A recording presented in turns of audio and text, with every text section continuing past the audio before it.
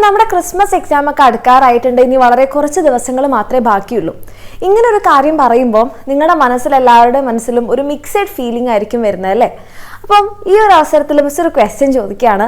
ഇതിന് നിങ്ങൾക്ക് സിൻസിയർ ആയിട്ട് ആൻസർ ചെയ്യാൻ പറ്റുമെന്നുണ്ടെങ്കിൽ നിങ്ങൾ അത് കമൻറ്റ് സെക്ഷനിൽ പറയാം. ഓക്കെ, അതായത് ഈ ക്രിസ്മസ് എക്സാം അടുക്കാറായി, ഇനി വളരെ കുറച്ച് ദിവസങ്ങൾ മാത്രമേ ബാക്കിയുള്ളൂ, ഇങ്ങനെയൊക്കെ നമ്മൾ പല വീഡിയോസിലൂടെയും നമ്മളെല്ലാവരും പറയുന്ന സമയത്ത് നിങ്ങളുടെ എത്ര ആൾക്കാരുടെ മനസ്സിൽ പേടി വരുന്നുണ്ട്?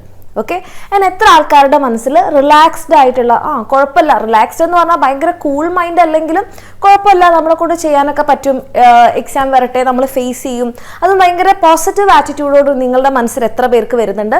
എത്ര പേർക്ക് ഭയങ്കര പേടി, ടെൻഷനൊക്കെ വരുന്നുണ്ട്? ഇതിൽ ഏത് കാര്യത്തിലാണ് നിങ്ങൾക്ക് വരുന്നത്? നിങ്ങൾക്ക് പേടിയാണോ വരുന്നത്, അതോ അല്ലെങ്കിൽ കുഴപ്പമില്ല നമുക്ക് ഡീൽ ചെയ്യാം എന്നുള്ളൊരു മൈൻഡാണോ നിങ്ങൾക്ക് വരുന്നത്? എന്തുകൊണ്ട്?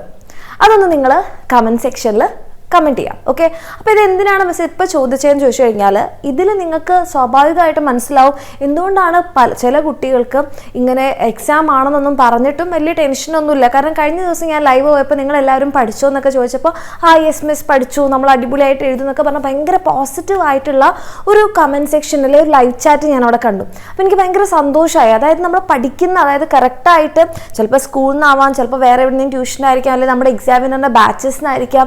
അപ്പോൾ എങ്ങനെയായാലും പഠിക്കുന്ന കുട്ടികൾക്ക് ആ ഒരു കോൺഫിഡൻസ് ഉണ്ട്. അല്ലെങ്കിൽ എക്സാം എന്ന് കേൾക്കുമ്പോൾ വലിയ പേടിയോ ടെൻഷനൊന്നും ഇല്ലാതെ പോകുന്ന ആൾക്കാരുണ്ടെന്ന് എനിക്ക് മനസ്സിലായി. അപ്പോഴാണ് ഞാൻ വിചാരിച്ചത് ബാക്കിയുള്ള കുട്ടികൾ അപ്പോൾ എന്തുകൊണ്ടായിരിക്കും മിസ്സേ പഠിച്ചിട്ടില്ല, പേടിയാവുന്നു എന്നൊക്കെ പറയുന്നത്? അപ്പം മക്കളെ, അതിൻ്റെ ആൻസർ നിങ്ങൾക്ക് തന്നെ അറിയാം.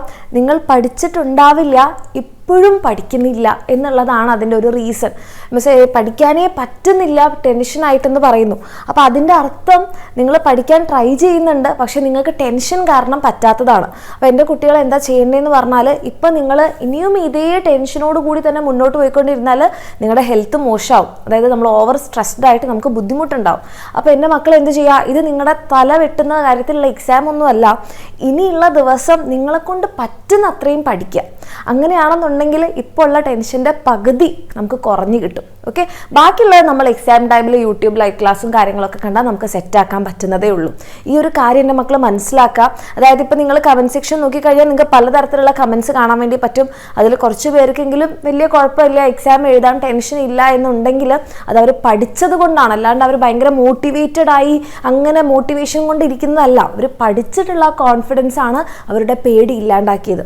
അതേപോലെ നിങ്ങൾക്ക് എല്ലാവർക്കും പറ്റും.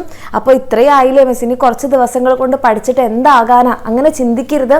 ആ പഠിക്കുന്ന കാര്യം കുറച്ച് ടെൻഷൻ കുറച്ച് കഴിഞ്ഞാൽ അത്രയും നല്ലതല്ലേ?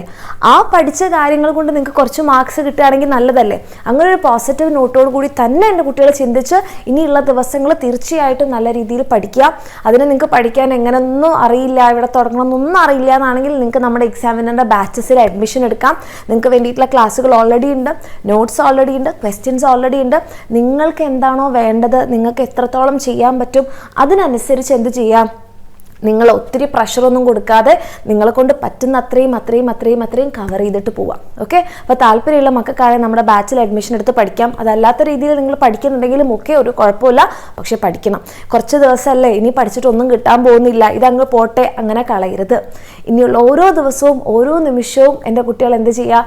നിങ്ങളുടെ എക്സാമിന് വേണ്ടിയിട്ട് വർക്ക് ചെയ്യുക, പഠിക്കുക. All the very best. താല്പര്യമുള്ള മക്കൾക്ക് നമ്മുടെ താഴെ കാണുന്ന നമ്പറിൽ മെസ്സേജ് ചെയ്യുക, നമ്മുടെ ബാച്ചിൽ അഡ്മിഷൻ എടുക്കാം.